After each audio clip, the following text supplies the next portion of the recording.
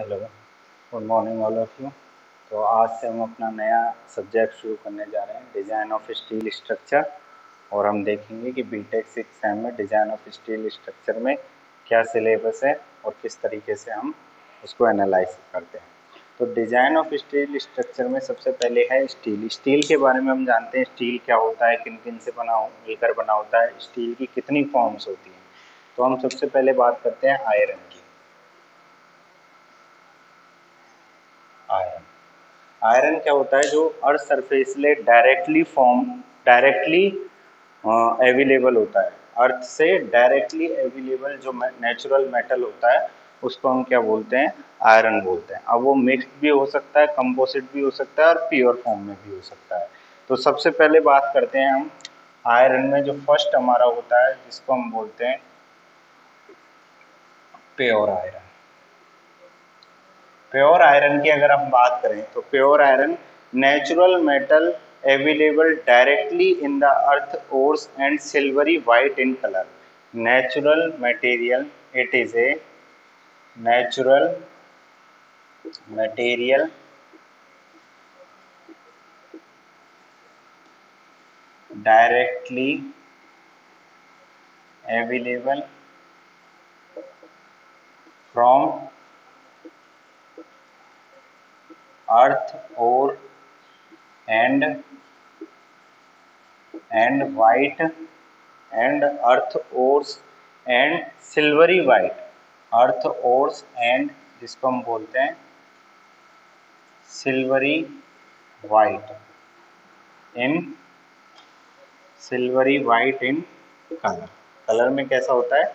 Silvery white होता है, silvery white in colour.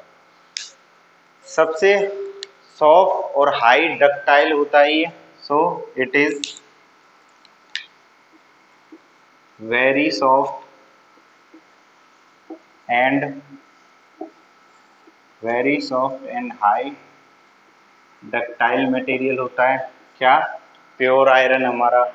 उसके अलावा not use in any structural element cause it directly react with oxygen and to form rust. Not used in structures because it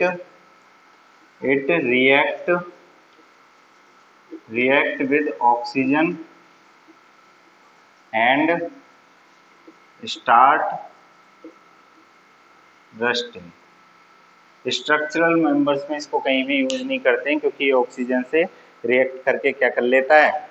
rusting start कर देता है। और ये कौन कौन सी फॉर्म में मिलता है? Fe2+ और Fe3+ forms available in Fe2+ and Fe3+ forms।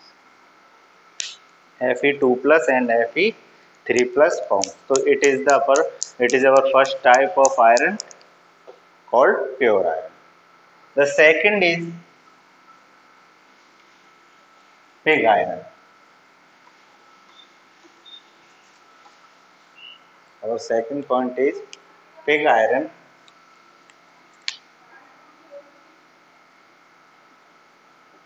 What is pig iron? Pig iron is a basic raw iron is called pig iron and it is transported in the form of bricks। It is a basic raw iron। इसको हम क्या बोल सकते हैं? Basic raw iron and transported in the forms in bricks। ठीक है, form of BRICS in the transported in form of BRICS. ठीक है। उसके बाद सेकंड हम इन्हें क्या कह सकते हैं? और इनका भी स्ट्रक्चरल मेंबर्स में डायरेक्टली यूज नहीं करते हैं। It can be converted into structural iron by removing excess carbon content.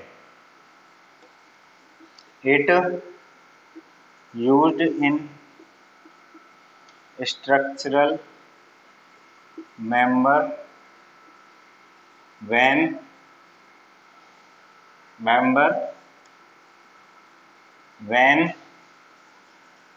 the excess carbon content is removed। Excess carbon content को रिमूव कर लेते हैं तो हम इसको स्ट्रक्चरल एलिमेंट में, स्ट्रक्चरल मेंबर में यूज ले लेते हैं। By adding O2 in the molting stage, removed by adding O2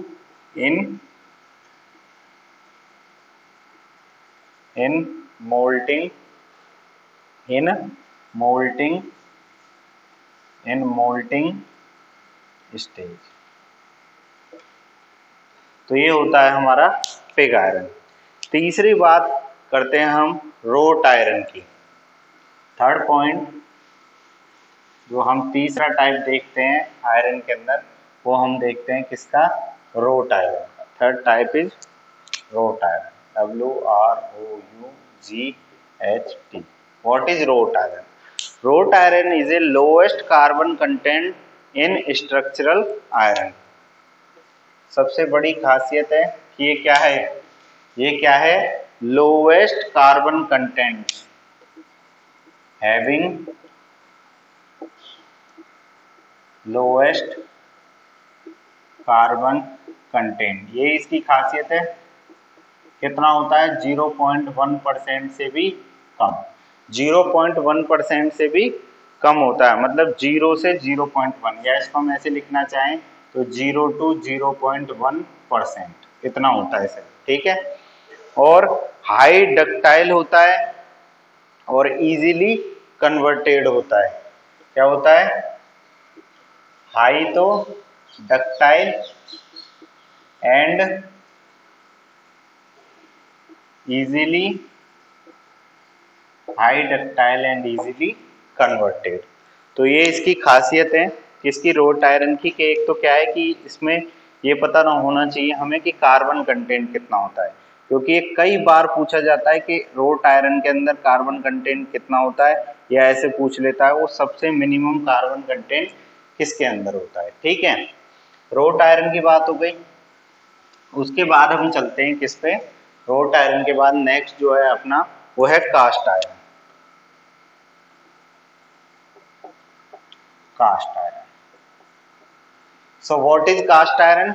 It is a structural element in specified shape from molten pig iron having same property of pig iron.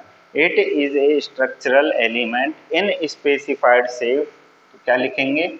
Structural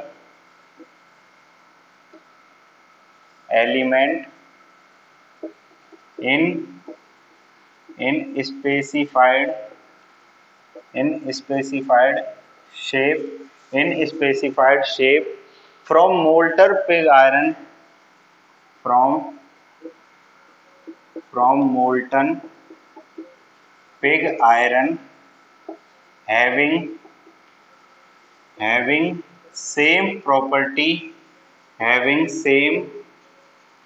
having same property of pig iron। So it is called our cast iron। तो ये iron की forms थी cast iron, ठीक है। उसके बाद जो हमारी आती है जिसके बारे में हम पढ़ते हैं वो है हमारी steel. What is steel? Steel को किस तरीके से डिफाइन करेंगे? तो ये है हमारी स्टील। अब स्टील को कैसे डिफाइन करेंगे? Steel is an alloy of, क्या लिखेंगे? Steel is an alloy of, alloy मतलब मिक्सर है इन सब का, कंपोजिट मटेरियल है किस किस का? Iron, carbon, chromium. Iron, carbon,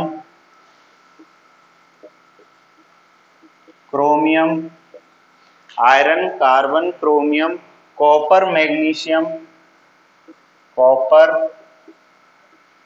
magnesium, magnesium, copper, magnesium and nickel and silica, nickel and silica, इन सब का मिक्सर है, उसको हम बोलते हैं क्या? Steel. This element to resist any type of load, इसकी खासियत क्या है? It resist any type of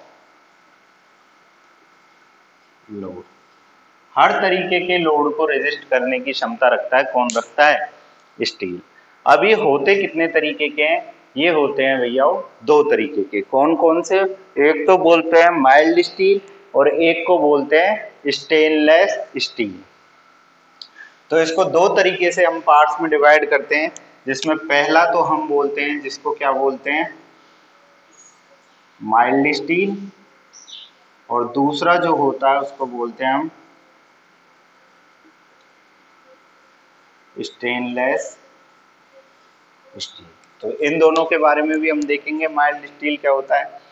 mild steel होता है जिसमें कार्बन कंटेंट 0.23% होता है। इसमें होता है कार्बन 0.23%, उसको तो हम क्या बोलते हैं?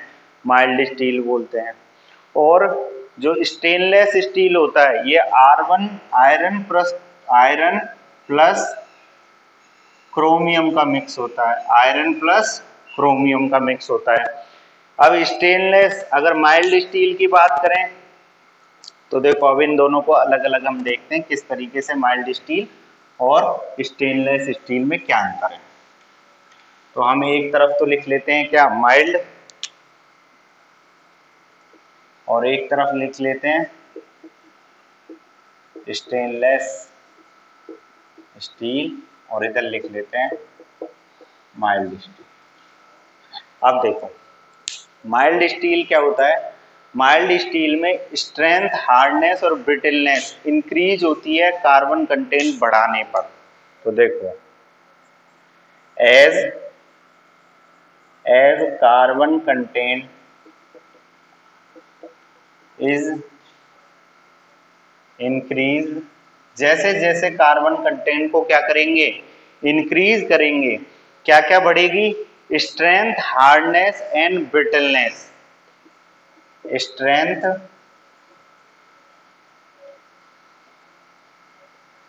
Increase, then strength, hardness, brittleness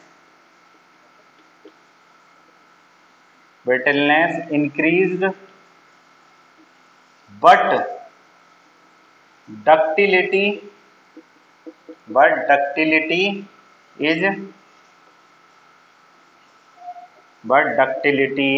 decreased। तो क्या है मेन पहला पॉइंट कि अगर किसी भी कार्बन कंटेंट, किसी भी when carbon content, mild steel में क्या होता है? जैसे जैसे कार्बन कंटेंट बढ़ाते जाते हैं तो क्या होता है? उसकी स्ट्रेंथ, हार्डनेस, ब्रिटलनेस तो बढ़ती है, लेकिन जो उसकी डक्टिलिटी होती है वो क्या होती है? डिक्रीज होती है।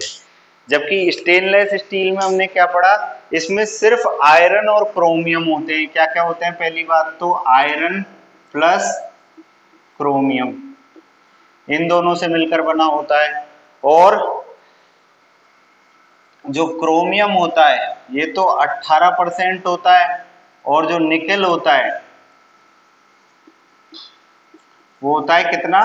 8%। तो क्रोमियम प्लस निकेल से मिलकर बना होता है, निकेल प्लस क्रोमियम। निकेल 8% और क्रोमियम यहाँ लिख देते हैं निकेल, और इसको कर देते हैं 8%।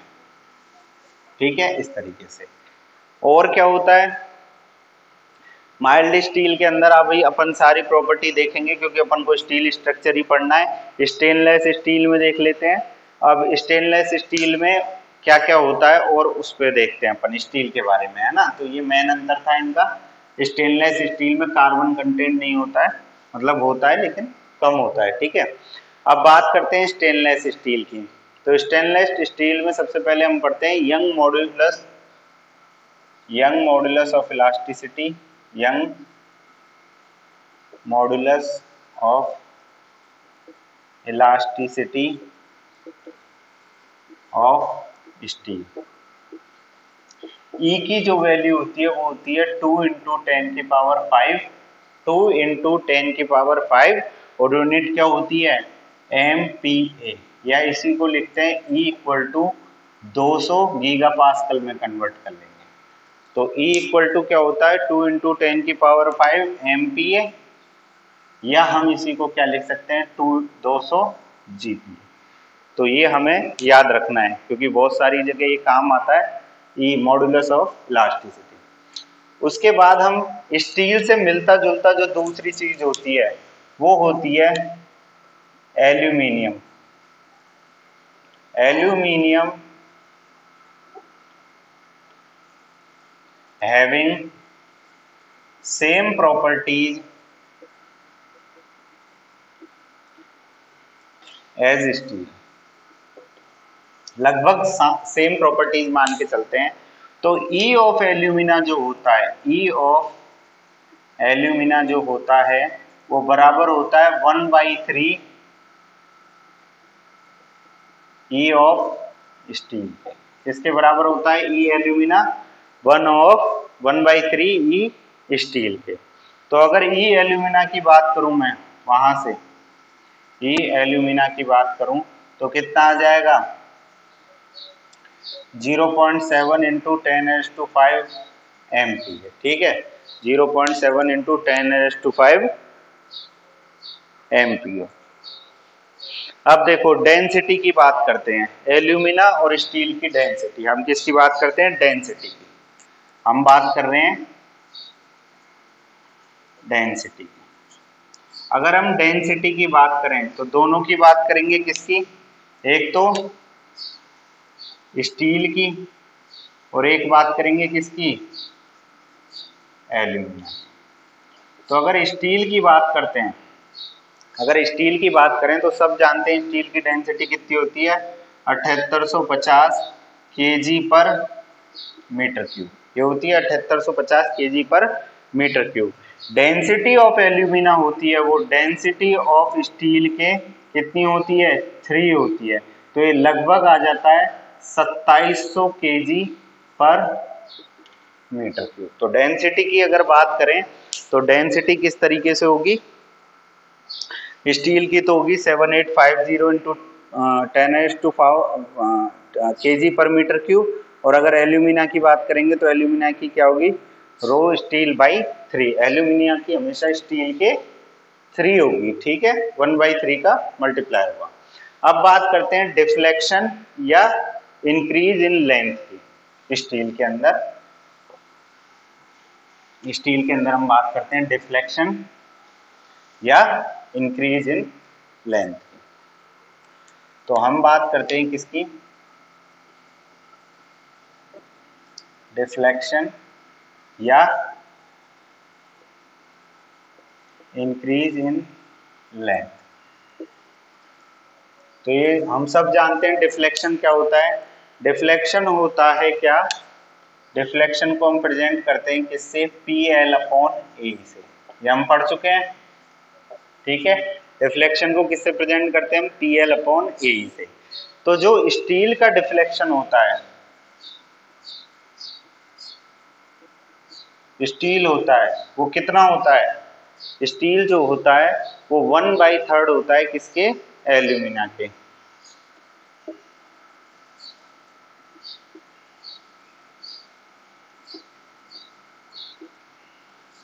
डिफ्लेक्शन में 1/3 होता है एल्यूमिना के स्टील, ठीक है। उसके बाद बात करते हैं मॉडुलस ऑफ रिजिडिटी।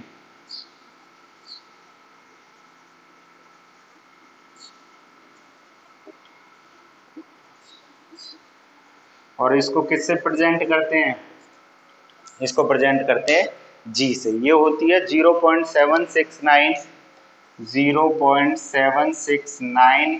10⁵ MPa। ये भी हमें याद रखनी है। मॉडुलस ऑफ रिजिडिटी किसकी G स्टील की, स्टील की कितनी होती है 0.769 इंटू 10⁵5। फिर हम बात करते हैं पॉइजन्स रेशो। हमें पता होना चाहिए कि पॉइजन्स रेशो स्टील के लिए कितना होता है। तो देखो उसके बाद हम बात करते हैं किसकी,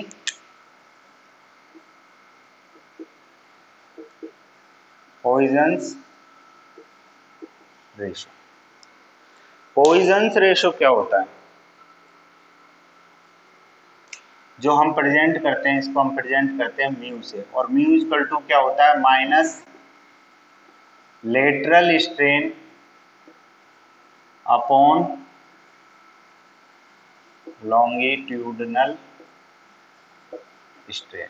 म्यू को हम किससे प्रेजेंट करते हैं, lateral strain upon longitudinal strain, और हमेशा चिन्ह किसका आता है, माइनस का। तो अगर हम बात करें स्टील में हमें पढ़ना है तो हम तीनों का देख लेते हैं एक साथ ही, स्टील, कंक्रीट और एल्यूमिनियम।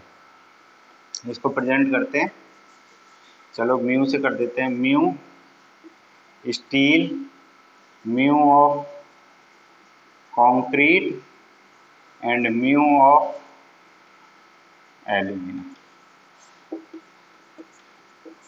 म्यू पॉइजन्स रेशो की बात कर रहे हैं हम, तो म्यू फॉर माइल्ड स्टील, अच्छा ये स्टील कंक्रीट के लिए हम नहीं देखेंगे, हम यहाँ पर सिर्फ बात करेंगे किस किस की, माइल्ड स्टील की, इलास्टिक और प्लास्टिक रेंज में कितना लेते हैं। तो हम सबसे पहले बात करते हैं म्यू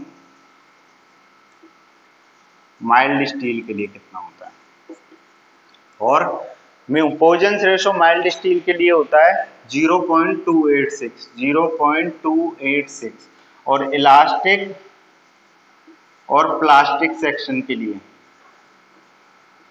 इलास्टिक के लिए लेते हैं 0.3 और प्लास्टिक के लिए लेते हैं 0.5। ये आपको याद रखना है कि पॉइजन्स रेशो की जो लिमिट है माइल्ड स्टील के लिए और इलास्टिक और प्लास्टिक में हम कितनी कंसीडर करते हैं। उसके बाद चलते हैं हम thermal coefficient.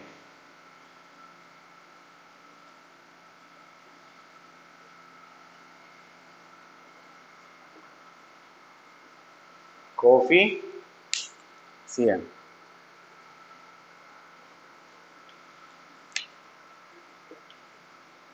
Coefficient, thermal coefficient क्या होता है, थर्मल कोफिशिएंट क्या होता है, steel is ductile but concrete is rubber are brittle. ठीक है, तो अगर थर्मल कोफिशिएंट की बात करें हम, तो स्टील, कंक्रीट और एल्यूमिनियम, इसके लिए बात करेंगे हम थर्मल कोफिशिएंट को किससे प्रेजेंट करते हैं, अल्फा से।